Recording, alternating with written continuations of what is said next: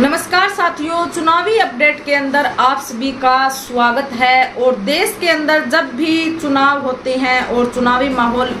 जब भी होता है इस देश के अंदर, चाहे वो त्रिस्तरीय चुनाव हो या फिर विधानसभा के या लोकसभा के चुनाव, जब भी चुनाव होते हैं तो पक्ष और विपक्ष दो दल होते हैं और एक दूसरे पर वो कटाक्ष करते हैं, एक दूसरे पर आरोप भी लगाते हैं और एक दूसरे की छवि को धूमिल करने की कोशिश भी करते हैं।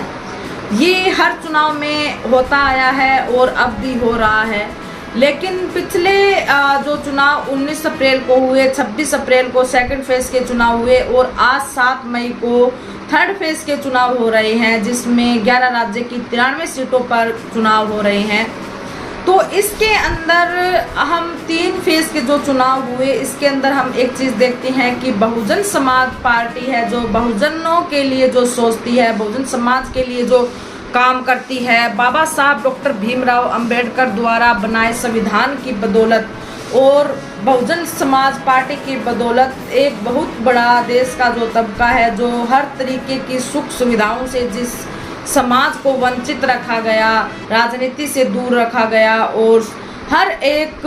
अधिकार से उसे वंचित रखा गया, उस समाज को आगे आने का मौका मिल रहा है संविधान की बदौलत और बहुजन समाज पार्टी की बदौलत। आज वो राजनीति में अभी आ रहे हैं और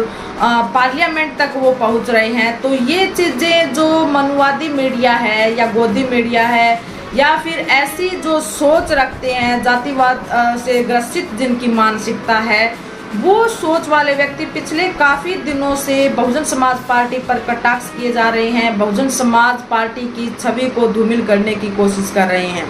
इसके कुछ तथ्य हैं, कुछ बातें हैं जो मैं आप सभी के सामने रख रही हूँ। सीतापुर में आकाश आनंद जो बीएसपी पार्टी के कोऑर्डिनेटर हैं, जिनको उत्तराधिकारी बीएसपी पार्टी का बनाया गया है, उनकी काफ़ी धुआंधार रैलियां हो रही थी और जो युवा और बहुजन समाज है वो उनसे काफ़ी अट्रैक्टिव भी हो रहा था और अपना एक नेता आकाश आनंद में देख रहा था।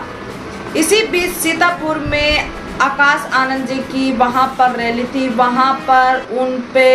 उन्होंने बीजेपी पार्टी के काले कारनामों के ऊपर उन्होंने बात रखी और देश के अंदर भ्रष्टाचार, शिक्षा, रोजगार, स्वास्थ्य, इस तरह के बेसिक मुद्दों पर उन्होंने चर्चा की और उनके इन मुद्दों पर चर्चा करने के बाद उन पर एफआईआर दर्ज करवा दी गई। एफआईआर दर्ज करवाने के बाद कुछ निजी कारणों की वजह से वो अपनी रैलियां नहीं कर पा रहे थे, तो तेजी से सोशल मीडिया पर एक पोस्ट वायरल हुई और गोदी मीडिया के चैनलों पर भी पोस्ट वायरल हुई और पोस्टर बैनर भी वायरल हुए कि एफआईआर दर्ज होने के बाद आकाश आनंद डर गए हैं और छुप कर बैठ गए हैं, उनकी रैलियां स्थगित कर दी गई हैं, उनकी रैलियां अब नहीं होंगी। तो इस तरह आकाश आनंद जी की छवि को खराब करने की कोशिश की गई। और दूसरा, जो बहन जी की एक सोशल मीडिया पर एक वीडियो बहुत तेज़ी से वायरल हो रही है, उसकी क्लिपिंग मैं आप सभी को सुनाती हूँ और रियलिटी में वो वीडियो क्या थी वो क्लिपिंग भी आप सुने। को अदा करना है वोट के रूप में, बीजेपी को वोट देकर आपको ये कर्ज अपना अदा करना है। जब यहाँ असेंबली का चुनाव हुआ तो असेंबली के चुनाव में भी और अब लोकसभा चुनाव में भी पूरे देश के अंदर तो जो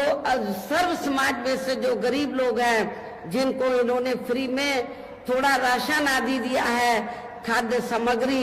आदि दी है, तो उसके एवज में तो ये इन्होंने असेंबली के चुनाव में भी लोगों को गुमराह करने के लिए और अब लोकसभा चुनाव में भी तो बीजेपी और आरएसएस के लोग तो अपने कंधे पे थैला टांग कर तो गांव-गांव में घूम रहे हैं और क्या कह रहे हैं कि देखो श्री नरेंद्र मोदी जी ने तो आपको फ्री में राशन दिया है, तो आपके ऊपर मोदी जी का बहुत कर्ज है, तो आप कर्ज के रूप में तो आप ये जो कर्ज है तो इस चुनाव में आपको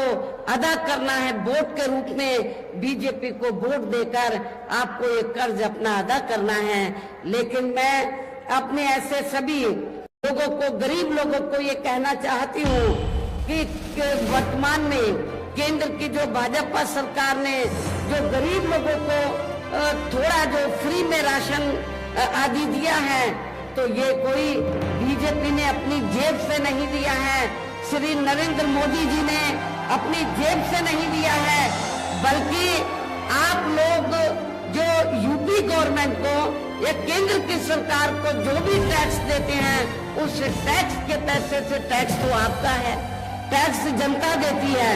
तो जो पैसा आप लोग टैक्स के रूप में देते हैं, उस पैसे से ये राशन दिया जा रहा है। इसमें बीजेपी का कोई एहसान नहीं है और ना ही श्री नरेंद्र मोदी जी का, इनका कोई एहसान नहीं है, कोई कर्ज नहीं है। आप लोगों का ये पैसा है, आप लोगों ने टैक्स के रूप में इसको दिया, तो इसलिए आप लोगों को ये नहीं सोचना है कि हमने उनका नमक खाया है। ये नमक तो आप ही लोगों का है, आप लोगों ने टैक्स दिया, उससे आप लोगों को ये फ्री में राशन आदि दिया गया है, तो इनके बहकावे में आप लोगों को कतई भी नहीं आना है। इस तरह की वीडियो जो कट कॉपी कर वीडियो बनाई जा रही है और छवि को खराब किया जा रहा है, जिसमें बताया जा रहा है कि बहन जी बीजेपी को वोट देने की अपील कर रही है और बहन जी बीजेपी पार्टी से मिल गई है और बहन जी बीजेपी पार्टी को सपोर्ट करने के लिए बोल रही है। लेकिन इस वीडियो को सुनने के बाद आपको सच्चाई पता चली होगी कि किस तरीके से जो लोग हैं, जो सोशल प्लेटफॉर्म पर भी जो गोदी मीडिया या फिर मनुवादी सोच के जो लोग हैं, जो सोशल मीडिया पर भी एक्टिव हैं, वो लोग वीडियो को किस तरीके से तोड़ मोड़ कर और कट कॉपी कर वहाँ आम लोगों के अंदर ऐसी पोस्टें पब्लिक करते हैं। साथ में जो जौनपुर की जो सीट थी, वहाँ पर चर्चा का विषय बना कि वहाँ से श्रीकला का टिकट काट दिया गया। ये एक बीजेपी को जिताने की साजिश है। श्रीकला बीजेपी की प्रत्याशी को टक्कर दे रही थी, श्रीकला जीत चुकी थी, 100% चुनाव जीत चुकी थी, लेकिन बीजेपी पार्टी को जिताने के लिए वहाँ से प्रत्याशी का टिकट काटा गया है। इस तरह की सोशल मीडिया पर पोस्टें वायरल हुई और पोस्टों के माध्यम से बीएसपी पार्टी की छवि को खराब करने की कोशिश की गई। अलग अलग जगह पर अलग अलग पार्टियां समय के अनुसार, सिचुएशन के अनुसार अपने प्रत्याशियों की जो टिकट है, अपने प्रत्याशियों के जो नाम है वो चेंज करती है। ऑन टाइम पर भी प्रत्याशी अपने नामांकन छोड़कर चले जाते हैं और अपना नाम वापस ले लेते हैं, लेकिन वहां पर न जाकर बीएसपी पार्टी के एक जौनपुर की टिकट काटने के बाद इस तरीके से सूचना को तोड़ मोड़ कर लोगों के सामने पेश किया गया। लेकिन बहन कुमारी मायावती जी ने कुछ सोच समझ के डिसीजन लिया होगा कि वहां श्याम सिंह यादव जो वर्तमान के भी वहां से सांसद थे और उनको वहां से टिकट दिया गया। तो ये पार्टी की अपनी रणनीति है कि कहां से किस प्रत्याशी को टिकट देना है, किसको नहीं। और जिस तरीके से जो सूरत और इंदौर के अंदर बीजेपी पार्टी और कांग्रेस पार्टी के जो प्रत्याशी थे, उन्होंने अपना नामांकन एक जगह से वापस लिया ऑन टाइम पर सेम दिन, और दूसरी जगह पर प्रत्याशी का गायब होना और निर्विरोध बीजेपी के प्रत्याशियों का जीतना, इस तरह की वो तमाम बातें हो सकती हैं बहन जी के मन में, जिनको सोचकर उन्होंने ये डिसीजन लिया। जो धनंजय की पत्नी थी श्रीकला, उनका टिकट काटा गया और उनके बाद श्याम सिंह यादव को दिया गया। तो ये पार्टी की अपनी रणनीति है, अब पार्टी की अपनी सोच है कि कहां से किस प्रत्याशी को टिकट देना है। चुनाव के अंदर सब चीज़ें जायज़ होती हैं और सब चीज़ें करनी पड़ती हैं अपने बिहाफ पे, अपने फेवर में चुनाव को लेकर आने के लिए। तो ये बीएसपी पार्टी की छवि को धूमिल किया जा रहा है। अदर पार्टियां भी हैं जो अपने प्रत्याशियों के नाम बदलती है, अपने प्रत्याशियों की सूची भी बदलती है, लेकिन बीएसपी पार्टी का इस तरीके से जोरों शोरों से दिखाना ये एक षड्यंत्र है और बीएसपी पार्टी की छवि को खराब करने का एक षड्यंत्र है।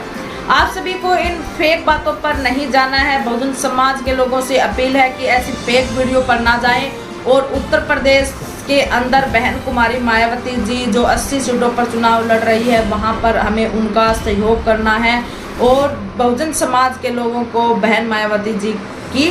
ताकत बनना है। और आने वाले चुनावी माहौल के अंदर आप सभी की क्या राय है, कहां से कौन प्रत्याशी, कौन पार्टी बाजी मारती है और किस पार्टी की क्या छवि है, आप अपनी लाइव बातें हमें बता सकते हैं और कमेंट सेक्शन बॉक्स में हमें ज़रूर बताएं कि आपकी राय में कौन पार्टी और कौन प्रत्याशी आपके एरिया से बाजी मारने वाला है और सांसद घोषित होने वाला है। इसी के साथ आप हमारे साथ बने रहे। आप सभी को हमारी जानकारी अच्छी लगती हो तो वीडियो को लाइक करें, चैनल को सब्सक्राइब करें। धन्यवाद।